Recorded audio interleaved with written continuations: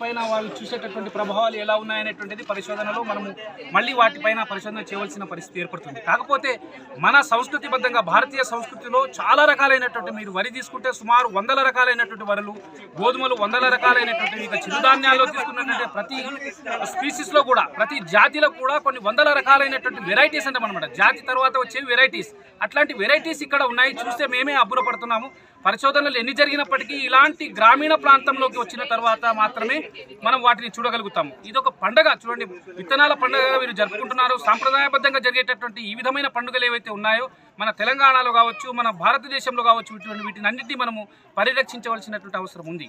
అంతేకాకుండా మనం ఇక్కడ చూడవచ్చు, ప్రతి రకానికి చెందినటువంటి వెరైటీస్ ఏవైతే ఉన్నాయో వాటి యొక్క నాణ్యత కూడా, వాటిలో ఉండేటటువంటి న్యూట్రిషన్ వాల్యూస్ కూడా చాలా వ్యత్యాసం ఉంటాయి.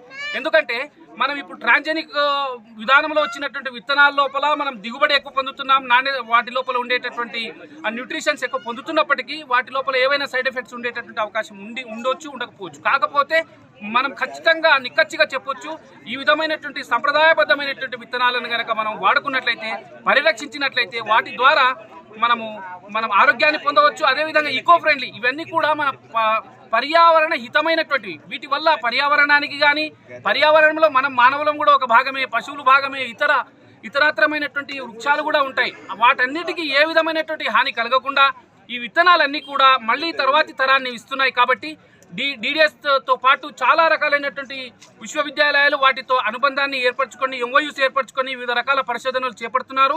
ఈ విధమైనటువంటి పరిశోధనలు, వాటి యొక్క ఫలితాలు, ఈ విధంగా జరిగేటటువంటి ఈ జాతరలు, ఏవైతే కాన్ఫరెన్సెస్, అవేర్నెస్ ప్రోగ్రామ్స్ ఉన్నాయో తప్పకుండా ప్రతి గ్రామానికి చేరుకోవాలి.